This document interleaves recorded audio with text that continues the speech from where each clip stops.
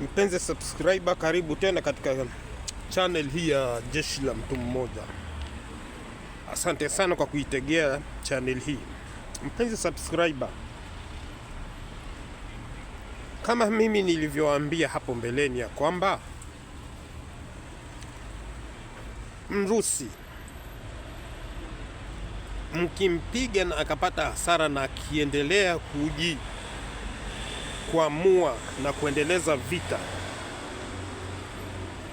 na akashinda, akateka maeneo ama akafaulu Kenya anafanya, basi harudi nyuma mpaka aipate. Hawezi akaisalimisha Mrusi. Umenipata mpenzi subscriber? Hii vita vya Ukraine, kati ya Mrusi na Ukraine na hao nchi za magharibi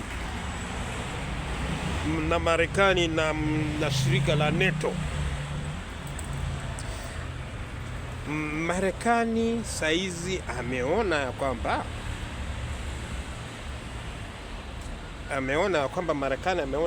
hii vita Ukraine hatashinda, licha ya kumwagiwa silaha kwa wingi, licha ya kupigwa jeki, licha ya kushughulikiwa kupatiwa misaada ya pale na pale chungu nzima, ili Ukraine amshinde Mrusi. Mrusi licha ya kupigwa, licha ya kulemewa na hizo nchi karibu kadhaa, na yeye yuko mmoja. Mrusi hivi tunavyoongea, mji wa Pokrovsk ambao kwamba ulikuwa unathibitiwa sana, ambao kwamba ulikuwa unaenziwa sana, ambao kwamba ni mji ambao kwamba ni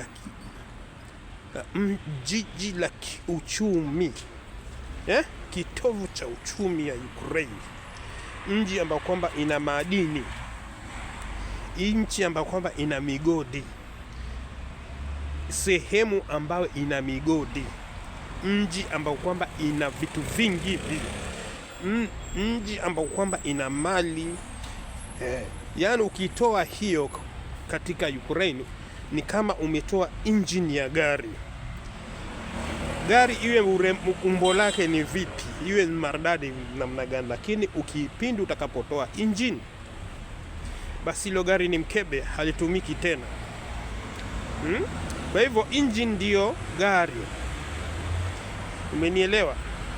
Basi Pokrovsk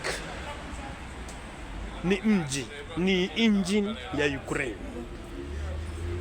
Yaani madini yote ya lithium, madini yote ya titanium, viwanda vyote,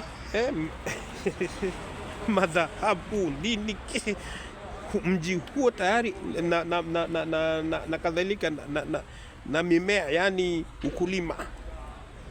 Hiyo ndio sehemu ya rutuba imetwaliwa, imethibitiwa na Mrusi. Hivi tunavyoongea tayari Mrusi ameshaitwa Pokrovsk.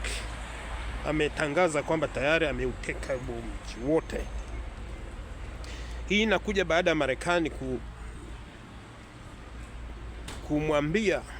kumwambia Ukraine asalimu amri tu na kupatia makataa ya wiki moja usalimu amri, la sivyo shauri zako utakula huna usara juu, utakosa nchi. Yaani Mrusi atauchukua nchi nzima. Sasa hii kidogo imebaki, salimu amri, uwe na nchi, angalau nchi, lakini ujue hautapata nchi yote. Hizo sehemu Urusi imeitoa, itakuwa katika himaya ya Urusi, na kutakuwa na mkutano ambao kwamba itafanyika kule Moscow, ambao mkutano huo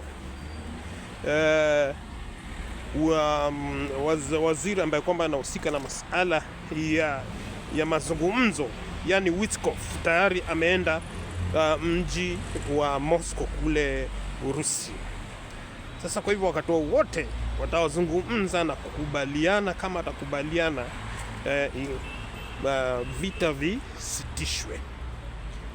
Sasa hivi, mpenzi subscriber, wakati wowote vita itakuwa imesitishwa Ukraine, kwa sababu tayari malengo ya Mrusi ya kuitwaa sehemu atakuwa ameifanikisha.